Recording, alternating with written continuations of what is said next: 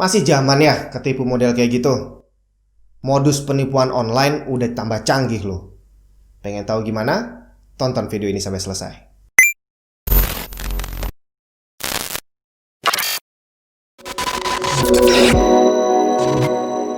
Halo semuanya, ketemu lagi sama Jun di sini. Jangan salah loh, masih banyak netizen zaman sekarang yang ketipu dengan model kuno kayak tadi. Jadi kamu mau belanja, udah negosiasi, kamu langsung transfer duit, ternyata barangnya nggak dikirim. Habis itu nggak lama kemudian nomor kita diblokir atau penjualnya sama sekali nggak bisa dihubungin. Kok bisa? Padahal udah ribuan orang nge-share pengalaman yang sama. Dan sekarang ini udah banyak banget metode belanja lain yang lebih aman. Kalau kamu pengen tahu tips belanja online yang aman, kamu bisa cek di video saya yang satu ini. Karena di video ini saya hanya akan ngebahas modus-modus penipuan online terbaru. Berikut ini ada beberapa contoh metode penipuan terbaru hasil sharing banyak netizen yang berhasil saya kumpulin. Dari cara yang paling bego, dari bego penipunya dan bego yang ketipu juga, sampai cara yang paling canggih yang udah memanfaatkan celah online marketplace. Yang pertama, cara yang paling kuno, paling simple tapi ternyata masih efektif. Udah tahu cara apa? Yang pertama tadi, direct transfer. Jadi kamu langsung transfer ke penjualnya, ternyata barangnya nggak dikirim dan penjualnya nggak bisa dihubungin. Contohnya nih, kalau kamu cari barang di sosial media yang nggak punya sistem pembayaran mereka sendiri. Penipu-penipu model gini banyak berkeliaran di grup-grup Facebook, Instagram, forum-forum jual beli, dan segala macam. Jadi kalau kamu nanti ketipu dengan cara yang kayak gini, sebenarnya bukan uangnya yang jadi masalah, malunya itu loh. Cara kedua, masih seputar direct transfer, tapi dengan sedikit modifikasi. Di sini biasanya penjual akan meminta kamu untuk transfer lebih dari harga yang sudah disepakati. Contohnya nih, kamu udah deal 100.000 dengan ongkos kirim 25.000. Dan setelah kamu transfer senilai 125.000, ternyata penjual minta kamu untuk transfer lebih. Alasannya bisa macam-macam. Ada yang karena ongkos kirimnya ternyata lebih mahal, ada yang ternyata dia akan nambahin bonus tertentu, tapi kamu harus nambah uang dan segala macam, yang pada intinya adalah minta kamu transfer uang lebih. Biasanya kalau kamu udah direct transfer pertama, kamu akan kejebak di cara yang kedua ini. Cara ketiga, ini adalah cara yang lebih halus dan bisa terjadi bahkan di online marketplace sekalipun. Hati-hati. Jadi modus ini adalah dengan cara penjual ngirim barang yang rusak, yang kalau kamu nggak teliti, kemungkinan besar kamu nggak akan lihat. Contohnya nih, kamu beli handphone. Begitu kamu terima, emang benar, barangnya normal bisa dipakai. Tapi ternyata setelah beberapa hari baru ketahuan kalau chargernya KW, baterainya drop, atau ternyata suaranya nggak nyaring atau nggak getar dan segala macam. Yang jelas barangnya baru ketahuan rusak setelah beberapa hari dipakai.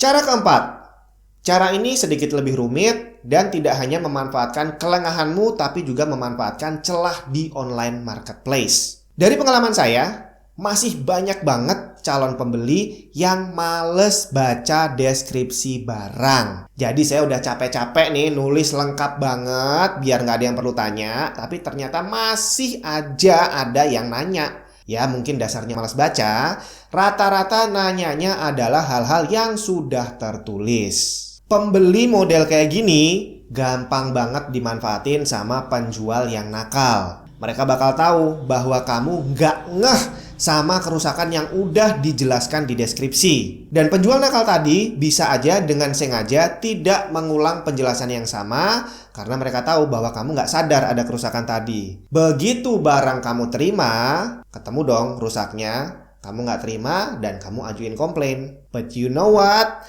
Dalam kasus ini, kemungkinan besar komplain kamu bakal ditolak. Kenapa? Karena sudah dijelaskan sebelumnya. Kamu aja yang malas baca. Makanya jangan malas baca. Cara kelima. Cara ini lebih ribet daripada cara keempat barusan. Dan di sini bahkan pembeli yang udah teliti baca sekalipun bisa jadi korban. Dan ini akan ada banyak banget pembeli, bahkan termasuk saya pun udah pernah kecolongan. Di sini metodenya adalah si penjual sengaja ngirim barang yang cacat atau nggak normal. Dan saat kamu terima, langsung tahu dong barangnya rusak dan kamu langsung ajuin komplain.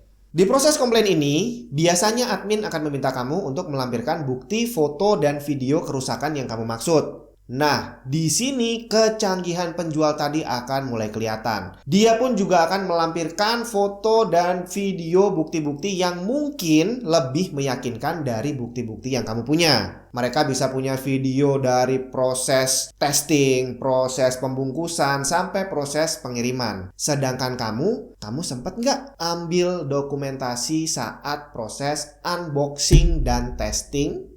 Kalau kamu nggak punya video dan foto yang meyakinkan, ya udah, ikhlasin aja kamu terima barang rusak.